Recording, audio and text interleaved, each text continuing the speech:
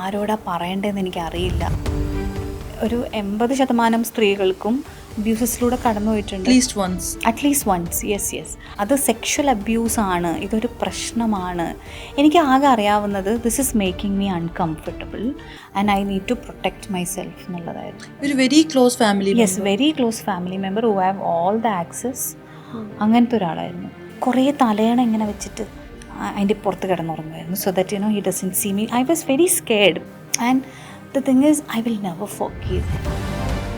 Honey Rose എന്താ പറയുക, body expose ചെയ്യുന്നതൊന്നും എൻ്റെ പ്രശ്നമല്ല. എൻ്റെ പ്രശ്നം എന്ന് പറഞ്ഞാൽ നമ്മൾ സെൽഫ് ഒബ്ജക്റ്റിഫിക്കേഷൻ എന്ന് പറയും. അങ്ങനെ ഒരു പോയിന്റും കൂടി ഇല്ലേ ഹണി റോസിൻ്റെ കാര്യം സംസാരിക്കുമ്പോൾ എന്നാണ് ഞാൻ പറഞ്ഞത്. ഹണി റോസിൻ്റെ അടുത്ത് എന്തെങ്കിലും തരത്തിൽ വൈരാഗ്യമോ ഒന്നുമില്ല. ഉദ്ഘാടനത്തിന് അവിടെ വരുന്ന ആൾക്കാരൊക്കെ എന്തിനാണ് വരുന്നത് എന്ന് എനിക്ക് ആലോചിച്ചിട്ട് അതിനൊരു ഉത്തരം. Of course she is very beautiful, she is very graceful, I do agree all that. ഞാൻ മദ്രസയിൽ പഠിക്കുമ്പോൾ എനിക്ക് തോന്നിയിട്ടുണ്ട് ഒരു ബേസിക് സിവിലൈസ്ഡ് പോലും അല്ലാത്ത ആൾക്കാരാണ് നമ്മളെ മതം പഠിപ്പിക്കുക. ഒരു ഉസ്താദാവാൻ എനിക്ക് തോന്നുന്നില്ല ബേസിക്കായിട്ട് എന്തെങ്കിലും. ഒരു മദ്രസയിൽ യു ഹാഡ് ബാഡ് എക്സ്പീരിയൻസ്? ഞാൻ പറഞ്ഞത് അവിടെ അതൊരു സ്ഥിരം പരിപാടിയായിരുന്നു. ഞാൻ മദ്രസയിൽ അന്ന് ഈവനിങ് ചെന്നപ്പോൾ ആൾക്കാരുടെ ഇടയിൽ നിന്ന് എൻ്റെ തട്ടം ഇങ്ങനെ ഊരിയിട്ട് എന്നെ ഇങ്ങനെ എന്താ പറയുക ഇൻസൾട്ട് ചെയ്യുന്ന പോലെ ചെയ്തു. ഇന്ന് എൻ്റെ മോൻ അങ്ങനെയൊന്നും ഉണ്ടായാൽ ഞാൻ വെറുതെ നിൽക്കില്ല. നമ്മളെ ചുറ്റും നിന്ന് നമ്മളെ നല്ലത് മാത്രം പറയുന്നവരല്ല നമ്മുടെ സുഹൃത്ത്. അല്ല. സ്മാർട്ട് ഫോൺ പർച്ചേസിന് ഓക്സിജൻ നൽകുന്ന ഉറപ്പ്. ഏറ്റവും കുറഞ്ഞ വില, വമ്പിച്ച collections, best finance, cash back and exchange ഓഫറുകൾ. സ്മാർട്ട് ഫോണിന് only Oxygen. Oxygen, the smartphone expert. Abuse നേരിട്ടിട്ടുണ്ടെന്ന് പറഞ്ഞിരുന്നല്ലോ. അബ്യൂസിങ് പലതരത്തിലുള്ളതുണ്ട്. എന്തായിരുന്നു എക്സ്പീരിയൻസ് ചെയ്തത്? അത് സെക്ഷൽ അബ്യൂസ് തന്നെയാണ്. വളരെ ക്ലോസ് ആയിട്ടുള്ള ഫാമിലി മെമ്പർ ആയിരുന്നു. എത്ര വയസ്സിലാ? I was very young. എനിക്ക് തോന്നുന്നു ഒരു 4th 5th ഒക്കെ പഠിക്കുന്ന സമയത്താണ്. പക്ഷേ ഒന്നാമത് എന്താണെന്ന് വെച്ചാൽ എന്നറിയോ, നമുക്ക് ഇതെന്താണെന്ന് മനസ്സിലാവില്ല. ഇത് നമ്മൾ ആരോടാ പറയേണ്ടതെന്ന് എനിക്ക് അറിയില്ല. പറഞ്ഞാൽ നമ്മൾ മോശമാവോ അതെനിക്ക് ആ സമയത്ത് ഇല്ല കേട്ടോ. അങ്ങനത്തെ ഒരു തോട്ട് എനിക്കില്ല. പക്ഷേ ഞാൻ പറയണത് ഇപ്പം ഞാൻ മനസ്സിലാക്കുന്നത് ഒരു 80% സ്ത്രീകൾക്കും എൻ്റെ ഒരു ഏജ് ഗ്രൂപ്പിലുള്ള 80% സ്ത്രീകളും അബ്യൂസസിലൂടെ കടന്നു പോയിട്ടുണ്ട്. At least once. യെസ്. അപ്പോൾ അത് സെക്ഷൽ അബ്യൂസാണ്, ഇതൊരു പ്രശ്നമാണ്. എനിക്ക് ആകെ അറിയാവുന്നത് this is making me uncomfortable and I need to protect myself എന്നുള്ളതായിരുന്നു. ഒരു very close family member who have all the access. അങ്ങനത്തെ ഒരാളായിരുന്നു. അപ്പോൾ ഇതെങ്ങനെ പറയാന്നറിയില്ലായിരുന്നു. Like you know how do you say it. ഞാൻ കുറേ തലയണ ഇങ്ങനെ വെച്ചിട്ട് അതിൻ്റെ പുറത്ത് കിടന്നുറങ്ങുമായിരുന്നു. So that he doesn't see me. I was very scared. പക്ഷേ ഞാൻ എപ്പോഴും ഈ പറഞ്ഞ പോലെ ഇച്ചിരി എക്സ്ട്രോവേർട്ട് ആയിട്ടുള്ള ഒരാളാണല്ലോ. അപ്പോൾ എനിക്ക് തോന്നാറുണ്ട് ആളുകൾക്ക് പെട്ടെന്ന് ഞാൻ എഫക്റ്റഡ് ആണെന്ന് മനസ്സിലാവില്ല പല സമയത്തും. Because even now I know how to എനിക്കിങ്ങനെ മാനേജ് ചെയ്യാൻ അറിയാം. ആൾക്കാരെ മുന്നിൽ കാണിക്കാൻ എനിക്കറിയാം. അത് എത്രത്തോളം ഹാപ്പി ആണെന്ന് എനിക്കറിയില്ല. പക്ഷെ ഇപ്പം എനിക്കറിയാം നമ്മൾ വെൻ്റ് ഔട്ട് ചെയ്യണം. പക്ഷെ അന്നത്തെ സമയത്ത് അത് നാച്ചുറൽ ഒരു ഡിഫെൻസീവ് മെക്കാനിസം ആയിട്ടോ മറ്റോ വന്നതായിരുന്നു. And the thing is I will never forgive him. എൻ്റെ ലൈഫിൽ ഞാൻ ഫോർഗീവ് ചെയ്യാൻ വേണ്ടിയിട്ട് പഠിക്കുന്ന ഒരാളാണ്. അതായത് എന്നെ എത്ര വേദനിപ്പിച്ച ഒരാളാണെങ്കിലും ഫോർഗീവ് ചെയ്യണം എന്ന് വിചാരിക്കുന്ന ഒരാളാണ്. പക്ഷേ I will not forgive him. അത് എന്തൊക്കെ റീസൺസോ ജസ്റ്റിഫിക്കേഷൻസോ എന്തൊക്കെ കൊണ്ട് വന്നാലും ഞാനത് ഫോർഗീവ് ചെയ്യില്ല. ആൻഡ് എനിക്ക് എല്ലാ ആൾക്കാരോടും പറയാനുള്ള എന്താണെന്നറിയോ, നമ്മളെപ്പോഴും കുട്ടികളോട് ചോദിച്ചുകൊണ്ടിരിക്കണം. Like just because you gave them basic sexual education doesn't mean that they are not going through it. Maybe they are getting pleasure out of it, so they wouldn't come and tell you, or they don't know what exactly is happening, or maybe ഇപ്പോഴത്തെ കുട്ടികൾക്കൊക്കെ ഭയങ്കര emotional quotient ആണ്. അപ്പോൾ അവർക്കൊരു പ്രശ്നം ഉണ്ടാക്കരുത് എന്ന് പോലും അവർ ചിലപ്പോൾ വിചാരിക്കും. I don't want to create a scene എന്ന് ചിലപ്പം വിചാരിക്കാം. അപ്പോൾ always ask you children and always understand അവരുടെ കുഞ്ഞ് ഇപ്പം ഇന്നിപ്പോൾ ഒരു കുട്ടിക്ക് കിട്ടുന്ന അറ്റൻഷനൊന്നും അന്ന് കിട്ടുന്നില്ല. നമ്മൾ though I was in a very privileged environment, എന്നാൽ പോലും ഞാൻ പറയുന്നത് കുട്ടികളിങ്ങനെ വളരുവാണല്ലോ. നമ്മളങ്ങനെ വലുതായിട്ട് അവർ ഒബ്സർവ് ഒന്നും ചെയ്യുന്നില്ല. അപ്പോൾ അത് ഒബ്സർവ് ചെയ്യണം. ബിക്കോസ് ഇത് ഉണ്ടാക്കുന്ന ഒരു ബുദ്ധിമുട്ടുണ്ടല്ലോ, ചിലപ്പോൾ നമുക്ക് ലൈഫ് ലോങ് ഉണ്ടാവും. റീസെൻ്റ്ലി ഇപ്പോൾ ഒരു പയ്യൻ ആത്മഹത്യ ചെയ്തത് കണ്ടു. ഒരു സൂയിസൈഡ് നോട്ടൊക്കെ കൊടുത്തിട്ട്. അതും ഒരു ചൈൽഡ്ഹുഡിൽ ഉണ്ടായിരുന്ന ഒരു സെക്ഷുവൽ അബ്യൂസ് ആയിരുന്നു. ആൻഡ് ആള് ഭയങ്കരമായിട്ട് ട്രോമറ്റൈസ്ഡ് ആയി. ആൻഡ് അയാളുടെ 26 വയസ്സിലും അയാൾക്കത് പറ്റാഞ്ഞിട്ട് പുള്ളി സൂയിസൈഡ് ചെയ്തു. ഞാൻ മദ്രസയിൽ പഠിക്കുമ്പോൾ എനിക്ക് തോന്നിയിട്ടുണ്ട് ഒരു ബേസിക് സിവിലൈസ്ഡ് പോലും അല്ലാത്ത ആൾക്കാരാണ് നമ്മളെ മതം പഠിപ്പിക്കുക. ഇപ്പം അത് മാറിയോന്ന് എനിക്കറിയില്ല കേട്ടോ. I don't know how it is, because ഞാൻ സംസാരിക്കുന്നത് ഒരു 10 years പിന്നിലുള്ള കാര്യമാണ്. അപ്പം I would just tell them not to send your child to a person who's not even civilised. ഞാൻ ഇപ്പോൾ എഡ്യൂക്കേഷൻ സിവിലൈസേഷൻ കൊടുക്കുമോ എന്ന് ചോദിച്ചാൽ ദാറ്റ്സ് അനദർ തിങ്. ബട്ട് ഒരു ഉസ്താദാവാൻ എനിക്ക് തോന്നുന്നില്ല ബേസിക്കായിട്ട് എന്തെങ്കിലും. ഒരു മദ്രസയിൽ നിന്നും യു ഹാഡ് ബാഡ് എക്സ്പീരിയൻസ്? ഞാൻ പറഞ്ഞത് അവിടെ അതൊരു സ്ഥിരം പരിപാടിയായിരുന്നു മദ്രസയിൽ. I know many people who went through it. എൻ്റെ കൂടെയുള്ള കുട്ടികളൊക്കെ. നമുക്കിത് പറയുമ്പോഴും പറയാം, ലൈക്ക് എല്ലാവരും സെയിം അല്ല അല്ലേ? എല്ലാവരും സെയിം അല്ല. ഞാനിപ്പോ മദ്രസയിൽ പോയിട്ടുണ്ട്. അതാ ഞാൻ പറയണേ, ഒരു മാറ്റം വന്നിട്ടുണ്ടാവാം കാര്യങ്ങൾ. പക്ഷെ ബട്ട് എന്റെ ഏജിലുള്ളവർക്കും ഇത് ഉണ്ടായിട്ടുണ്ടെന്ന് ഞാൻ കേട്ടിട്ടുണ്ട്. മേ ബി ഇത് പറയുന്നവര് റിയാക്ട് ചെയ്യും, അവർക്ക് ഉണ്ടാവാത്തത് കൊണ്ട്. ഞാനൊരു എക്സാമ്പിൾ. അതെ തീർച്ചയായിട്ടും. ഞാൻ പറയണേ, ഇപ്പം കാലത്തിന്റെ മാറ്റത്തിൽ ചിലപ്പോൾ ഒരുപാട് വ്യത്യാസങ്ങൾ വന്നിട്ടുണ്ടാവും. Now anybody can call out അല്ലേ, ആർക്ക് വേണമെങ്കിലും പറയാം എനിക്ക് ഇങ്ങനെ ഒരു പ്രശ്നം ഉണ്ടായി എന്ന് പറയുന്ന അറ്റ്ലീസ്റ്റ് അങ്ങനത്തെ ഒരു സൊസൈറ്റി എങ്കിലും ആയിട്ടുണ്ട് നമ്മൾ. പക്ഷേ ഞാൻ പറയും, നിങ്ങളെ കുട്ടീനെ എവിടേക്ക് പറഞ്ഞു വിടുകയാണെങ്കിലും, നിങ്ങൾ ഡാൻസ് പഠിക്കാനോ പാട്ട് പഠിക്കാനോ എന്തിനു പറഞ്ഞു വിടുകയാണെങ്കിലും accompany them till you know they are of a certain age. Because അത് ഉണ്ടായി കഴിയുമ്പോഴേ പിന്നെ എങ്ങനെയൊക്കെ അത് ലൈഫിൽ എഫക്റ്റ് ചെയ്യുക ആൾക്കാരെന്ന് അറിയില്ല.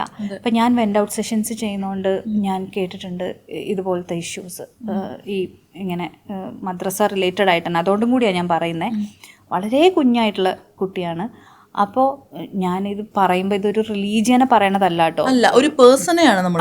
ഞാൻ പറയണത് അവിടെ ഞാൻ പോയിരുന്ന സ്ഥലം എനിക്ക് വളരെ ടോക്സിക് ആയിട്ട് തോന്നിയിട്ടുണ്ട് ഇപ്പോഴും. ഞാൻ 2ാം ക്ലാസ്സിൽ പഠിക്കുമ്പോൾ ഞാൻ ബോയ്ക്കട്ട് ചെയ്തു. അപ്പോൾ ഞാൻ മദ്രസയിൽ പോകുമ്പോൾ മാത്രമാണല്ലോ നമ്മൾ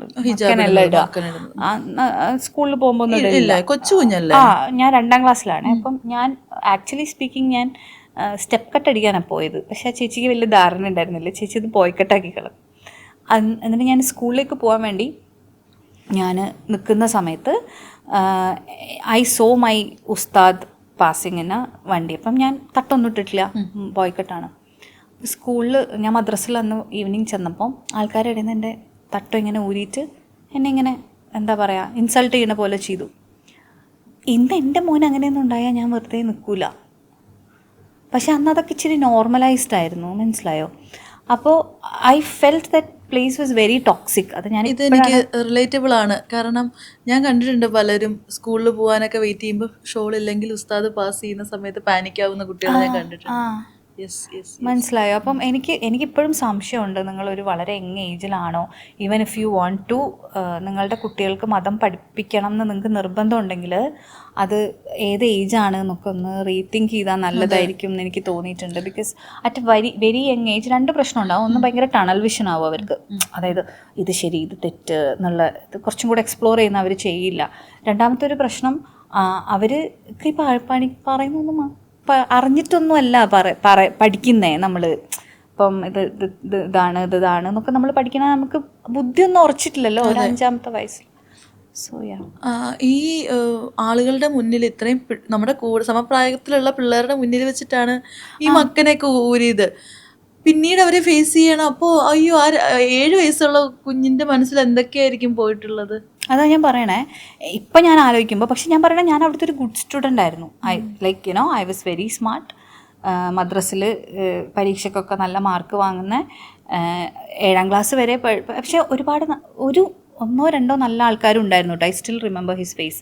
നല്ല ഉസ്താദുമാരും ഉണ്ടായിരുന്നു, ഇല്ല എന്നല്ല ഞാൻ പറയണേ. പക്ഷെ മോസ്റ്റ്ലി എന്നെ സംബന്ധിച്ച് അത് കുറച്ചൊരു ടോക്സിക് ആയിട്ടുള്ള എക്സ്പീരിയൻസ് ആയിരുന്നു. ഇത് ഞാൻ ഇപ്പോഴും ഓർക്കണമെങ്കിൽ ഇത്രയും മുന്നത്തെ ഒരു കാര്യം, അത് ഇറ്റ് വാസ് ഡിഫിക്കൽട്ട്. ഈ റിലേറ്റീവിൻ്റെ കാര്യം പറഞ്ഞു, ഇവരെ ആരെങ്കിലും എക്സ്പോസ് ചെയ്തിട്ടുണ്ടോ? അതാ ഞാൻ പറഞ്ഞത്, ഞാൻ ആക്ച്വലി എൻ്റെ ഫാമിലിയിൽ ഒരു പോയിന്റ് കഴിഞ്ഞപ്പോൾ, ബിക്കോസ് എൻ്റെ അങ്കിളിനും ഒരു കുഞ്ഞ് ഉണ്ട്, അപ്പോൾ ആ ഒരു പോയിന്റിൽ ഞാൻ പറഞ്ഞിട്ടുണ്ട് വേറെ നിവൃത്തിയില്ല. പക്ഷേ അപ്പം എന്നെ ഷട്ടപ്പ് ചെയ്യാണ് ചെയ്തത് ബേസിക്കലി. അതായത് അങ്ങനെയൊന്നും ഉണ്ടാവില്ല, തോന്നിയതായിരിക്കും, പിന്നെ അങ്ങനെ ചെയ്യല്ലേ, അങ്ങനെയായിരുന്നു മൈൻഡിൻ്റെ എന്നുള്ളതല്ല, തോന്നിയതായിരിക്കും. അപ്പോൾ അത് ഞാൻ പറയണേ, even if you think so, like നിങ്ങളെ കുട്ടി നിങ്ങളോട് വന്ന് പറയാണ്, നിങ്ങൾ വിചാരിക്കുകയാണ് അത് അവർക്ക് തോന്നിയതായിരിക്കാം എന്ന് വിചാരിക്കുകയാണെങ്കിൽ പോലും ഉണ്ടല്ലോ, നിങ്ങൾ അവരെ സേഫ് ഗാർഡ് ചെയ്യണം എന്നാണ് ഞാൻ പറയണേ.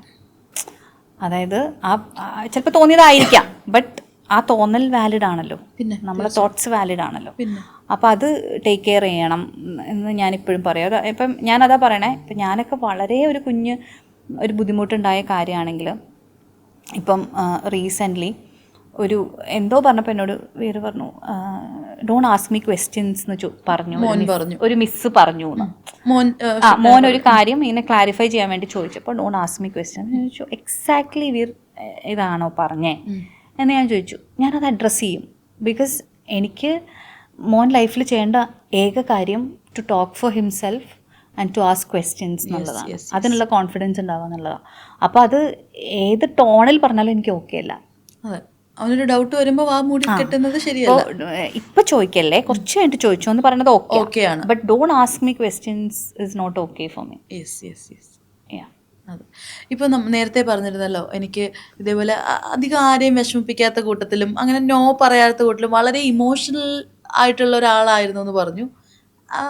അപ്പോൾ അങ്ങനെയുള്ള ഒരാളെ ഫ്രണ്ട്ഷിപ്പിലൊക്കെ ചീറ്റ് ചെയ്യാനായിട്ട് ഭയങ്കര ഈസി ആയിരിക്കും. എനിക്ക് തോന്നുന്നു ആൾക്കാർക്ക് ഇപ്പം ഈ ബൗണ്ടറീസ് അല്ലെങ്കിൽ നോ പറയുക, അവനവന് വേണ്ടി സംസാരിക്കുക എന്നൊക്കെ പറയുമ്പോഴേ അത് ആൾക്കാരത് റൂഡായിട്ട് ചെയ്യാമെന്ന് വിചാരിച്ച് വെച്ചിരിക്കണ പോലെ എനിക്ക് തോന്നാറുണ്ട്. എനിക്ക് എൻ്റെ കൂടെയുള്ള ഒരാൾ സന്തോഷിക്കുമ്പോൾ എനിക്ക് സന്തോഷം കിട്ടും. അല്ലാതെ എനിക്ക് സന്തോഷം കിട്ടുമ്പോൾ മാത്രമല്ല എനിക്ക് സന്തോഷം കിട്ടുക. ഇപ്പം ഞാൻ എൻ്റെ മോന് വേണ്ടി ഒരു കാര്യം ചെയ്യുമ്പോഴോ, അല്ലെങ്കിൽ അങ്ങനെ എൻ്റെ ചുറ്റുമുള്ള എൻ്റെ ഒരു ഫ്രണ്ടിന് വേണ്ടി ഒരു കാര്യം ചെയ്യുമ്പോഴോ എനിക്ക് സന്തോഷം കിട്ടും. And I feel that is also okay.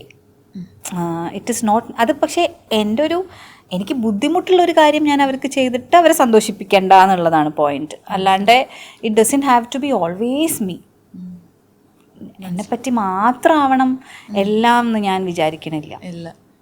അപ്പോൾ ഫ്രണ്ട്സ്, ഞാൻ ഈ പറഞ്ഞ പോലെ എല്ലാവരുമായിട്ടും സൗഹൃദം കീപ്പ് ചെയ്യുന്ന ഒരാളാണ്. പക്ഷെ എൻ്റെ ഒരു ക്ലോസ് സർക്കിളിലേക്ക് വരുന്ന ഫ്രണ്ട്സ് കുറവുമാണ്. ഞാൻ അത് പക്ഷെ ഓർഗാനിക്കലി സംഭവിക്കുന്നതാട്ടോ. ഇപ്പം എനിക്ക് ഒരാളെ കാണുമ്പോൾ ചിരിക്കാനും സംസാരിക്കാനും ഒക്കെ ഇഷ്ടമാണ് ആ ഒരു മൊമെൻറ്റ്. പക്ഷേ പിന്നീട് അതൊരു സൗഹൃദമാവുന്നത് ഓർഗാനിക്കലി സംഭവിക്കുന്ന, അതായത് അവരും കൂടെ ഒരു എഫേർട്ട് ഇട്ട് നമ്മളും ഒരു എഫേർട്ട് ഇട്ട് അങ്ങനെയൊക്കെ സംഭവിക്കുന്ന. പിന്നെ ഫ്രണ്ട്ഷിപ്പിനെ പറ്റി പറയുമ്പോൾ എനിക്ക് എപ്പോഴും തോന്നിയിട്ടുള്ളൊരു കാര്യം, നമ്മളെ ചുറ്റും നിന്ന് നമ്മൾ നല്ലത് മാത്രം പറയുന്നവരല്ല നമ്മളെ സുഹൃത്ത്. അല്ല, നമ്മൾ ചെയ്യുന്ന ഒരു കാര്യത്തിലൊരു പ്രശ്നമുണ്ട് എന്ന് പറയുമ്പോൾ ആ പ്രശ്നവും കൂടി പറയുന്ന ആൾക്കാരും നമ്മുടെ സുഹൃത്തുക്കളാണ്.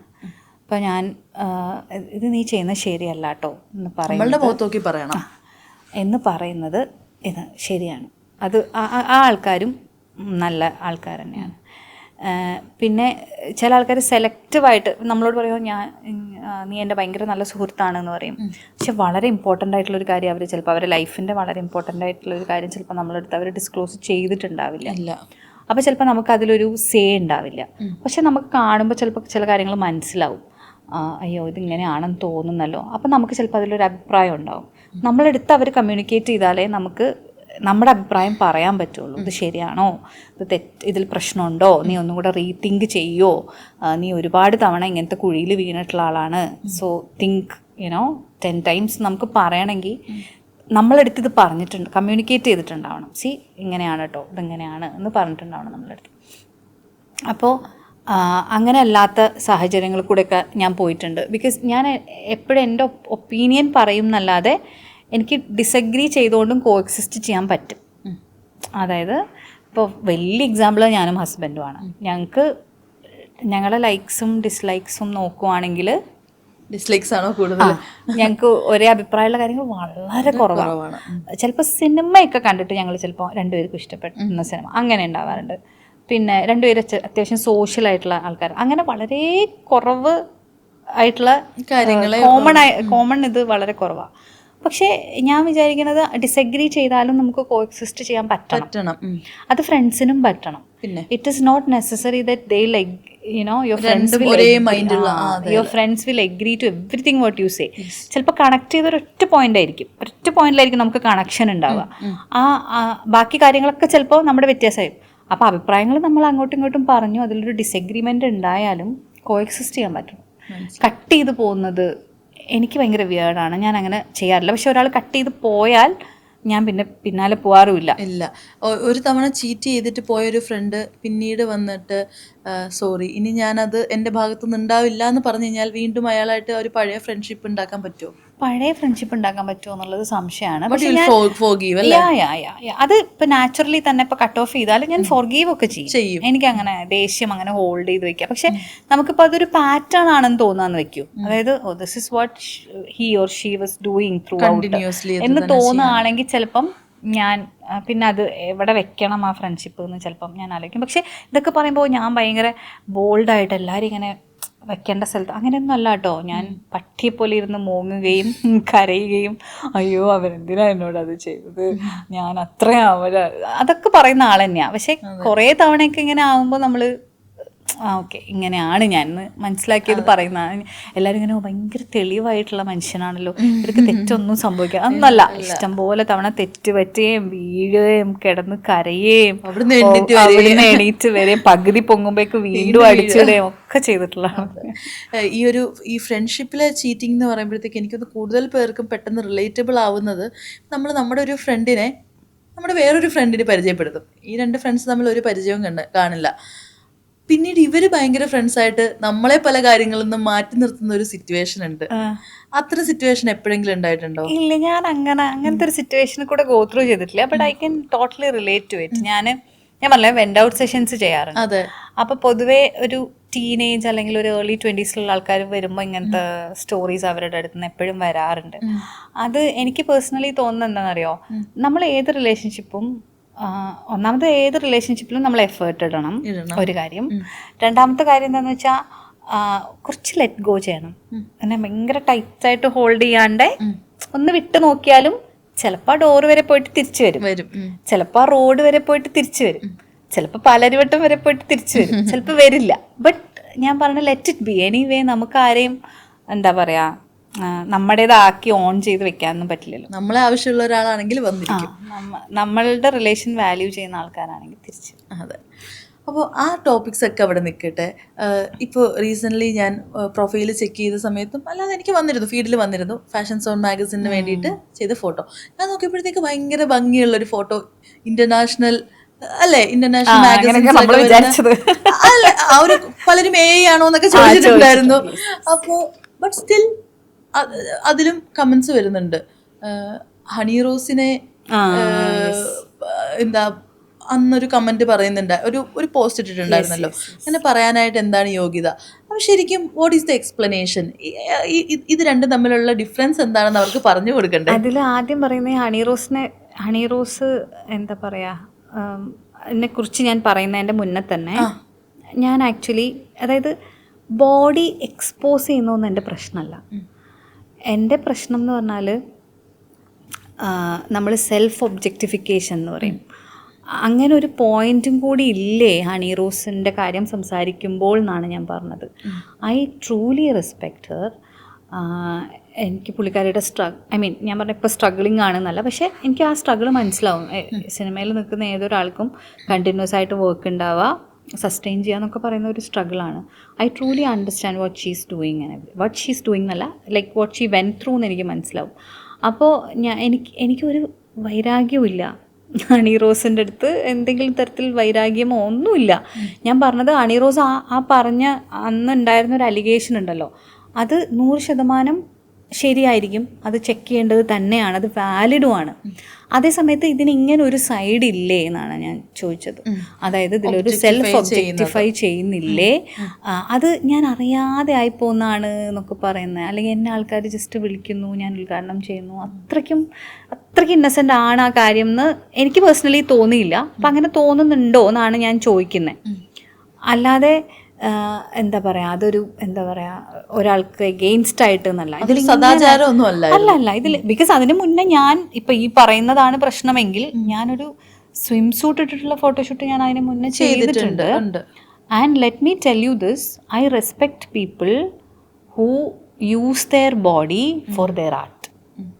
ഒരു ആർട്ട് ക്രിയേറ്റ് ചെയ്യാൻ വേണ്ടി ഫോട്ടോഗ്രാഫി ആവട്ടെ, ഒരു ക്യാരക്ടർ ആവട്ടെ, ഒരു ഷോർട്ട് ഫിലിം ആവട്ടെ. I have seen beautiful nude photography and I appreciate it completely. ഞാൻ അപ്രിഷിയേറ്റ് ചെയ്യും. പിന്നെ ചില ആൾക്കാർ ബോഡി ആർട്സ് ചെയ്യും, ന്യൂഡ് ബോഡി ഡ്രോയിങ് ഒക്കെ ചെയ്തിട്ട് ഭയങ്കര ബ്യൂട്ടിഫുൾ ആയിട്ടുള്ള ക്രിയേഷൻസ് ആണ്. ഇപ്പോൾ അപ്പോൾ എൻ്റെ ബ്യൂട്ടിയും വേറൊരാളുടെ ബ്യൂട്ടിയും ഡിഫറെൻ്റ് ആയിരിക്കും, എൻ്റെ എസ്തെറ്റിക്സും വേറൊരാളുടെ എസ്തെറ്റിക്സും ഡിഫറെൻ്റ് ആയിരിക്കും. അതൊക്കെ ഞാൻ എഗ്രി ചെയ്യണു. ആൻഡ് ഞാൻ ചെയ്തതൊരു ആർട്ടാണ്. അത് എൻ്റെ ഫ്രണ്ടിൻ്റെ വീട്ടിൽ വളരെ ലിമിറ്റഡ് ലൈറ്റ് സോഴ്സ് വെച്ചിട്ട്, ബിക്കോസ് നമ്മളിതിങ്ങനെ കോർഡിനേറ്റ് ചെയ്തൊക്കെ ആയി വരുമ്പോഴേക്കും ചിലപ്പോൾ നമുക്കൊരു സ്റ്റുഡിയോ സെറ്റ് ചെയ്യാനുള്ള സമയമൊന്നും ഉണ്ടായിട്ടുണ്ടാവില്ല. റിച്ചാർഡ് ആൻ്റണി എന്നാണ് ഫോട്ടോഗ്രാഫറുടെ പേര്. Is a very well known famous ആയിട്ടുള്ള ഫോട്ടോഗ്രാഫറാണ്. I would say that it's like 30% me and 70% his craft. അവൻ്റെ മനസ്സിലുണ്ടായിരുന്നൊരു വിഷനാണത്. വിജിത വിക്രമനാണ് അതിൻ്റെ സ്റ്റൈലിങ്ങും കാര്യങ്ങളൊക്കെ ചെയ്തത്. അവളുടെ മനസ്സിലാണ് ഈ തോട്ട് ഫസ്റ്റ് നമുക്ക് ഇങ്ങനെ കുറച്ച് ഡിഫറെൻ്റ് ആയിട്ട് ചെയ്യാം, കുറച്ച് ഇൻ്റർനാഷണൽ സ്റ്റൈൽ പോലെ ചെയ്യാം, ടു യുനോ. ഇപ്പം ഞാനൊരു ആർട്ടിസ്റ്റാണ്, എന്നെ വേറൊരു തരത്തിൽ ആൾക്കാർക്ക് കാണിച്ചു കൊടുക്കാനും എൻ്റെ കോൺഫിഡൻസ് ബൂസ്റ്റ് ചെയ്യാനും എനിക്ക് വേറൊരു രീതിയിൽ കാണാനും ആ ഉണ്ടായ ആർട്ട് എന്താണെന്ന് ബാക്കിയുള്ളവർക്ക് ആസ്വദിക്കാനൊക്കെ വേണ്ടിയിട്ടാണ് ഞാനത് ചെയ്തത്. അതിനൊരു പോണോഗ്രഫി പോലെയാണ്. അല്ലെങ്കിൽ ഇത് വിചാരിക്കുന്ന ആൾക്കാരുടെ അടുത്ത് ഞാൻ എന്ത് കോൺവെർസേഷൻ ഉണ്ടാക്കാനാണ്, എന്ത് എക്സ്പ്ലനേഷൻ കൊടുക്കാനാണ്? ഞാൻ ഹണി റോസിനെ പറ്റി പറഞ്ഞ് എനിക്ക് ഇനി എൻ്റെ ആർട്ട് ചെയ്യാൻ വേണ്ടി എൻ്റെ ബോഡി യൂസ് ചെയ്യാൻ പറ്റില്ലേ? അതെങ്ങനെ ശരിയാവും? ഞാൻ അതിന് മുന്നേയും അത് ചെയ്തിട്ടുണ്ട്. മേ ബി ഞാൻ ഇനിയും ചെയ്യുമായിരിക്കും, ചിലപ്പോൾ ഇനി ചെയ്യൂലായിരിക്കും. ഞാൻ പറയുന്നത്, ഞാൻ ഒരാളുടെ ഇപ്പോൾ ഒരു ഫോട്ടോൻ്റെ എസ്തെറ്റിക്സ് എനിക്ക് അങ്ങനെ ഉണ്ടാവാം, നമുക്ക് ഇഷ്ടപ്പെട്ടില്ലേ സ്ക്രോൾ ചെയ്ത് പോകുന്ന ഒരാളാണ് ഞാൻ. പക്ഷെ മറ്റേത് എനിക്ക് മൊത്തത്തിൽ എനിക്ക് സൊസൈറ്റിയിൽ ഒരു പ്രശ്നം ഉണ്ടാക്കുന്ന പോലെ തോന്നി. അതുകൊണ്ടാണ് ഞാനത് ഇങ്ങനൊരു കാര്യമുണ്ട്. അതായത് ഒരു വുമൻ എന്ന് വെച്ച് കഴിഞ്ഞാൽ ഈ ഒരു കാര്യത്തിന് വേണ്ടിയിട്ടാണ് അല്ലേ? മനസ്സിലായോ? അത് ഉദ്ഘാടനത്തിന് അവിടെ വരുന്ന ആൾക്കാരൊക്കെ എന്തിനാണ് വരുന്നത് എന്ന് എനിക്ക് ആലോചിച്ചിട്ട് അതിനൊരു ഉത്തരം. Of course she is very beautiful, she is very graceful, I do agree all that. But അതാണോ അതിൻ്റെ താഴേക്ക് വരുന്ന കമൻസ്? മനസ്സിലായി. അതാണോ ആൾക്കാർ ശരിക്കും അവരുടെ ഒരു ഇനോഗ്രേഷൻ കാണാൻ പോകുമ്പോൾ അവരുടെ മനസ്സിൽ ഇതായിരുന്നു എന്നുള്ളത് സ്റ്റിൽ ആളുകൾക്ക് മനസ്സിലാവുന്നില്ല അല്ലേ? അതാ ഞാൻ പറയുന്നത്. അപ്പം അതിൻ്റെ അടിയിൽ വന്നിട്ട് നിങ്ങൾ ഹണി റോസിനെ പറ്റി പറഞ്ഞിട്ട് നിങ്ങൾ പിന്നെ ഇങ്ങനെ ചെയ്യാമോ എന്നൊക്കെ ചോദിക്കുന്നവരുടെ അടുത്ത് ഞാൻ പറഞ്ഞത്, നിങ്ങളിത് രണ്ടും സെയിം ആണെന്നാണ് വിചാരിക്കുന്നതെങ്കിൽ I'm not even going to start a conversation.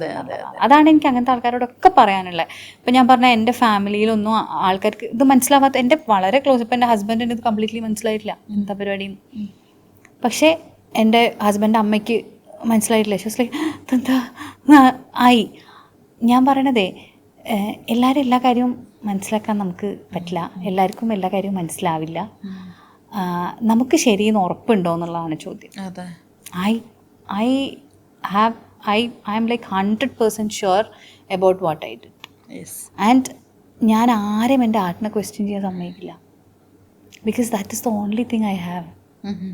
That is the only place where I feel myself. So അത് ക്വസ്റ്റ്യൻ ചെയ്യാൻ സമ്മതിക്കില്ല ഞാൻ. അത് നമ്മൾ പറയില്ലേ, നമ്മൾ സ്ത്രീകൾക്ക് പവർലെസ് ആണെന്ന് തോന്നുമ്പോൾ നിങ്ങൾ പോയിട്ട് അവരുടെ കയ്യിൽ നിന്ന് അവരെ കുട്ടീനെ ഒന്ന് എടുത്തു നോക്കൂ.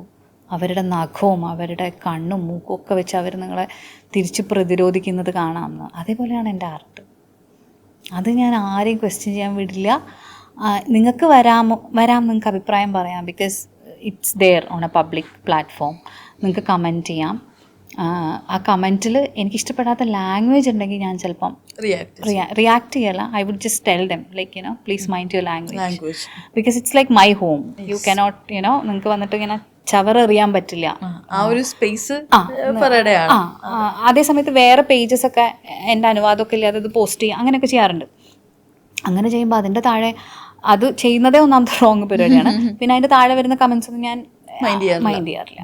It is not my business. Because art പല ആൾക്കാരും അപ്പം എന്താ നമ്മുടെ ഏറ്റവും ലെജൻഡറി ആക്ടറായിട്ടുള്ള ലാലേട്ടൻ ഒരു സിനിമ ചെയ്തപ്പോൾ ആൾക്കാർ അഭിപ്രായം പറഞ്ഞു. എന്തൊക്കെ അഭിപ്രായങ്ങൾ പറഞ്ഞു. പുള്ളിക്കാരൻ എല്ലാത്തിനും റിയാക്ട് ചെയ്യാൻ നിൽക്കില്ല. അല്ല, വേറെ പണികളുണ്ട് നമുക്ക്, നമ്മൾ ചെയ്യാന്നുള്ള.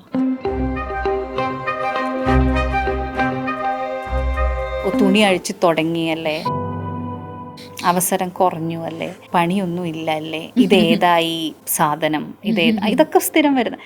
എൻ്റെ അടുത്ത് പറയുന്നത് okay, like I'm not like the biggest star, പക്ഷേ Parvathy is the biggest star.